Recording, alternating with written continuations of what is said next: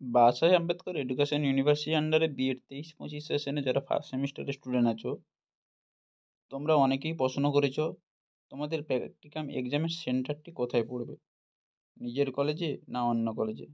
সেক্ষেত্রে বলে রাখি, তোমাদের প্র্যাকটিকাম এক্সামের সেন্টারটা তোমাদের ফার্স্ট সেমিস্টারে নিজের কলেজেই পড়বে, কোনো অন্য কলেজে বা অন্য স্কুলে পড়বে না। তো আরও অনেকের মনে প্রশ্ন আছে যে প্র্যাকটিকাম এক্সামটা কদিনে হবে। তো বলে রাখি কিভাবে এটা হবে। বলে রাখি তোমাদের প্র্যাকটিকাল এক্সামটা দুদিনে হবে।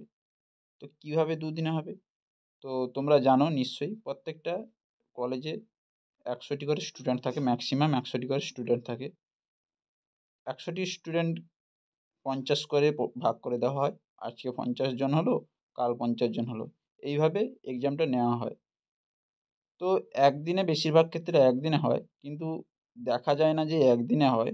এক্সটার্নাল যদি সময় করতে পারেন যে একদিনে নিয়ে নেবেন এক্সামটা, তাহলে একদিনে হয়ে যাবে। আর যদি না সময় করতে পারেন তাহলে দুদিনে তোমাদের এক্সামটা হবে।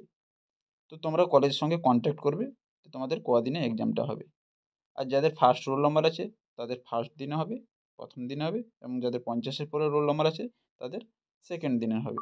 তো বোঝা গেল, তোমরা কলেজের সঙ্গে কন্ট্যাক্ট করে নেবে যে কবে তোমাদের কোন দিনে তোমাদের এক্সামটা হবে। এছাড়াও আরেকটা কথা বলে রাখি, প্র্যাকটিকাম এক্সাম ডেট তোমাদের বলে রেখেছি, আগের ভিডিওতেও বলেছি, প্র্যাকটিকাম এক্সাম ডেটটা তোমাদের 7 থেকে 10 দিনের মধ্যে হবে। ইউনিভার্সিটি ওটা নোটিশ দিয়ে প্রকাশিত করে দেবে, পাবলিশ করে দেবে তোমাদের প্র্যাকটিকাল এক্সামটা কবে হবে। 7 থেকে 10 দিনের মধ্যে তোমাদের প্র্যাকটিকাল এক্সামটা হয়ে থাকে। তো ইউনিভার্সিটির নোটিশ হলে তোমাদেরকে অবশ্যই বলে দেবো। তাই এগুলোর উপর মাথা না ঘামিয়ে তোমরা অবশ্যই খাতাগুলো রেডি করে নাও, প্র্যাকটিকাল এক্সাম খাতাগুলো, যেহেতু তোমাদের থিওরি এক্সামটা শেষ হয়ে গেছে। তো প্র্যাকটিকাল এক্সাম খাতাগুলো রেডি করে নাও।